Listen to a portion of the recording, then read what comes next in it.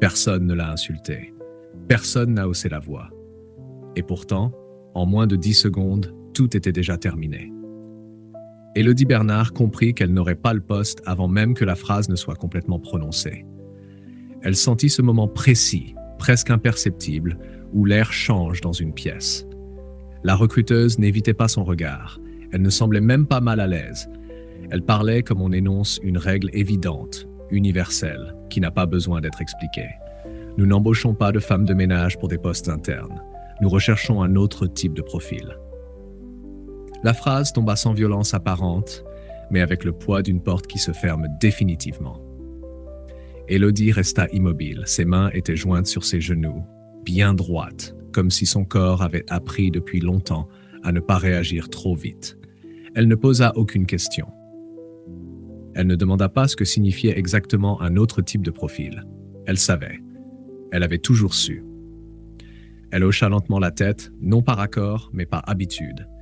Cette scène, elle l'avait vécue sous d'autres formes, parfois plus polies, parfois plus brutales, toujours avec le même résultat. La chaise sur laquelle elle était assise est dure, inconfortable. La petite salle de recrutement était trop blanche, trop propre, presque impersonnelle. Sur la table, son dossier était encore ouvert. Des feuilles bien rangées, des certificats de formation, des lettres de recommandation, des preuves silencieuses qui, visiblement, ne pesaient pas lourd face à un seul mot, femme de ménage. Élodie se leva. Elle remercia calmement pour le temps accordé, pour l'entretien, pour l'opportunité. Sa voix ne trembla pas. Elle sortit de la pièce avec une posture droite, maîtrisée, même si, à l'intérieur, quelque chose se serrait lentement, comme un étau. Elle avait 40 ans. Depuis l'âge de 18 ans, elle travaillait comme femme de ménage. Elle avait nettoyé des bureaux tôt le matin, des appartements tard le soir, des cliniques où l'odeur de désinfectant restait sur la peau, des magasins fermés depuis des heures. Elle connaissait les entreprises de l'intérieur, les couloirs vides, les bureaux laissés en désordre, les conversations oubliées sur des post-it, les plannings abandonnés sur les imprimantes. Elle faisait son travail avec soin. Toujours. Pas par passion pour le nettoyage, mais parce qu'elle avait appris très tôt que certaines personnes n'ont que leur sérieux pour se défendre. Elle savait que le moindre détail mal fait serait retenu contre elle. Alors elle ne laissait rien au hasard. Ce matin-là pourtant, elle n'était pas venue avec son uniforme. Elle n'était pas venue pour frotter, vider, nettoyer. Elle avait postulé pour un poste administratif simple, un poste de soutien interne. Rien de prestigieux, juste un travail qu'elle savait pouvoir faire.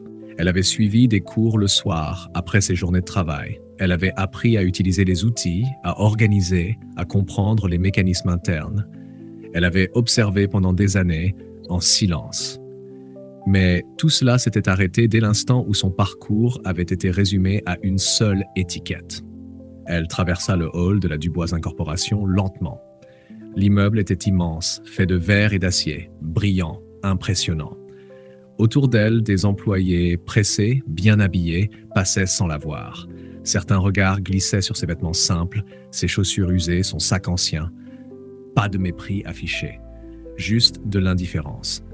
La porte tournante la ramena dehors. Lyon bourdonnait, les voitures, les passants, la ville qui n'attend personne. Élodie s'arrêta un instant sur le trottoir. Elle inspira profondément. Sa gorge se serra. Les larmes montèrent, mais elle les ravala. Elle ne pleurait jamais en public. Elle avait appris que certaines émotions doivent attendre d'être à l'abri. Elle marcha jusqu'à l'arrêt de bus d'un pas ferme. Chaque pas est une manière de se rappeler qu'elle existait encore. Malgré le refus, malgré le regard réducteur, malgré cette phrase froide qui continuait de résonner dans sa tête. Assise dans le bus quelques minutes plus tard, elle regarda défiler la ville par la fenêtre. Elle ne se sentait pas en colère. Elle se sentait fatiguée. Fatiguée d'avoir à prouver sans cesse qu'elle valait plus que le travail qu'elle faisait. Fatiguée d'être invisible dès qu'elle tentait de sortir de la case qu'on lui avait attribuée. Pourtant, au fond d'elle, une pensée persistait. Silencieuse, mais tenace. Ce refus ne la définissait pas. Et même si elle ne le savait pas encore, ce moment précis, celui où tout semblait se refermer, venait en réalité d'ouvrir quelque chose qu'elle n'aurait jamais pu prévoir. Avant de continuer, prenez une seconde pour liker cette histoire et vous abonner. Merci. Au moment même où le bus s'éloignait du trottoir, Élodie ignorait que son nom n'avait pas complètement disparu derrière la porte vitrée qu'elle venait de franchir. Tandis qu'elle regardait la ville défiler, là-haut dans les étages silencieux de la Dubois Incorporation, quelqu'un venait de s'arrêter sur ce même dossier que l'on avait jugé inutile quelques minutes plus tôt. Antoine Morel était seul dans son bureau. La fin de journée approchait, et comme souvent, il profitait de ce moment plus calme pour parcourir des rapports qu'il avait laissés de côté. Il n'aimait pas les réunions inutiles, ni les discours creux. Il préférait les chiffres clairs, les faits concrets. Son entreprise fonctionnait bien, trop bien peut-être. Les process étaient rodés, les équipes efficaces, mais quelque chose ces derniers temps le dérangeait sans qu'il puisse le formuler clairement. Son regard s'arrêta sur une liste de candidats présélectionnés pour un poste administratif interne. Il parcourut les noms sans réelle attention, jusqu'à ce qu'un détail le fasse ralentir. Un nom barré, d'un trait net, presque sec. Élodie Bernard. Il fronça légèrement les sourcils. Ce nom, il l'avait déjà vu. Il se souvenait vaguement du curriculum vitae, pas parce qu'il était brillant, mais parce qu'il était différent, trop précis pour quelqu'un censé n'avoir jamais occupé de fonction administrative. Il ouvrit le dossier. Les lignes étaient simples, aucune prétention. Mais en marge, des notes manuscrites attiraient l'œil. Des observations sur l'organisation des bureaux, sur la circulation des documents, sur des dysfonctionnements récurrents entre certains services. Rien de théorique, tout était concret, vécu, observé sur le terrain. Antoine posa le dossier à plat sur son bureau et se pencha en arrière sur sa chaise. Il sentit ce léger inconfort familier, celui qui apparaît quand quelque chose ne colle pas. Il savait reconnaître ce sentiment. Il l'avait appris en partant de rien, en construisant pierre après pierre une entreprise que personne ne lui avait offerte. Sa mère lui revint en mémoire sans qu'il ne le cherche vraiment. Elle aussi rentrait tard. Elle aussi connaissait les couloirs vides, les bureaux après les heures. Elle aussi entendait des conversations sans jamais y être invitée. Combien de fois l'avait-il vu rentrer avec ce mélange d'épuisement et de dignité silencieuse? Il appuya sur le bouton de son téléphone interne. La coordinatrice des ressources humaines entra quelques minutes plus tard. Elle souriait, professionnelle, confiante. Antoine Morel lui montra la feuille sans détour. Pourquoi cette candidate a-t-elle été écartée? Elle ajusta ses lunettes, consulta rapidement ses notes. Elle a été reçue aujourd'hui. Nous avons estimé que son profil ne correspondait pas au poste. Expliquez-moi. Elle hésita une fraction de seconde. Elle est femme de ménage. Nous cherchons quelqu'un avec une posture plus adaptée à un rôle interne. Le mot tomba. Posture. Antoine ne répondit pas immédiatement. Il observa le visage en face de lui. Ce n'était pas de la méchanceté. C'était pire. C'était une certitude tranquille. Une règle non écrite, mais appliquée sans jamais être questionnée. Donc, reprit-il calmement, elle a été rejetée uniquement pour cela? Oui, monsieur. Il inspira profondément. Sa voix resta posée, mais son regard se durcit. Merci, vous pouvez disposer. Lorsqu'elle sortit, le silence remplit la pièce. Antoine se leva lentement et s'approcha de la fenêtre. En contrebas, la ville s'étendait, indifférente. Il ne voyait plus les rues ni les voitures. Il revoyait sa mère, courbée sur un seau, les mains abîmées, refusée à des postes qu'elle aurait pu tenir sans difficulté. Il se souvenait de sa colère d'adolescent, de ce serment muet qu'il avait fait sans même s'en rendre compte. Il retourna à son bureau. Cette fois, il ne se contenta pas de regarder le dossier. Il le relut attentivement. Chaque ligne confirmait ce qu'il pressentait. Cette femme connaissait l'entreprise. Pas depuis un bureau climatisé, mais depuis les marges, là où peu de gens regardent. Il prit son téléphone et demanda ses coordonnées. Pendant ce temps, Élodie était toujours dans le bus. Elle regardait son reflet dans la vitre, fatiguée, mais droite. Elle se demandait combien de fois encore elle aurait le courage de tenter sa chance. Son téléphone vibra soudainement. Numéro inconnu. Elle hésita un instant avant de répondre. « Allô ?» La voix à l'autre bout était calme, assurée. « Élodie Bernard ?»« Ici, Antoine Morel. » Son cœur manqua un battement. Elle se redressa instinctivement sur son siège. « Oui, c'est moi. » « Je sais que vous avez passé un entretien aujourd'hui. Je souhaite vous dire que la manière dont cela s'est déroulé ne reflète pas les valeurs que je veux défendre dans mon entreprise. J'aimerais vous rencontrer personnellement, si vous êtes disponible. » Elle resta silencieuse quelques secondes. Elle s'attendait à des excuses vagues, à un message poli sans suite, mais ce qu'elle entendait était différent. Direct. Clair. « Demain, à 9 heures, si cela vous convient. »« Oui, » répondit-elle enfin. « Je peux. »« Parfait. Bonne fin de journée, Élodie. » L'appel se termina. Elle baissa lentement le téléphone et resta immobile. Les bruits du bus semblaient lointains. Ce n'était pas de la joie qu'elle ressentait. C'était quelque chose de plus fragile. Un espoir prudent mêlé à la peur d'y croire trop vite. Elle regarda à nouveau par la fenêtre. La ville continuait de défiler, exactement comme avant. Mais pour la première fois depuis longtemps, Élodie sentit que quelque chose avait changé. Pas encore une victoire, pas encore une promesse, juste une porte entr'ouverte. Et cette fois, quelqu'un l'avait ouverte en la regardant droit dans les yeux. La nuit fut courte pour Élodie. Une fois rentrée chez elle, elle accomplit les gestes habituels, presque machinalement. Un repas simple, la vaisselle rangée avec soin, les vêtements du lendemain préparés à l'avance. Tout était ordinaire, et pourtant rien ne l'était vraiment. Son esprit revenait sans cesse à cet appel, à cette voix calme qui n'avait ni pitié ni condescendance. Elle n'osait pas encore y croire. Elle savait trop bien combien l'espoir pouvait décevoir. Elle se coucha tôt, mais le sommeil tarda à venir.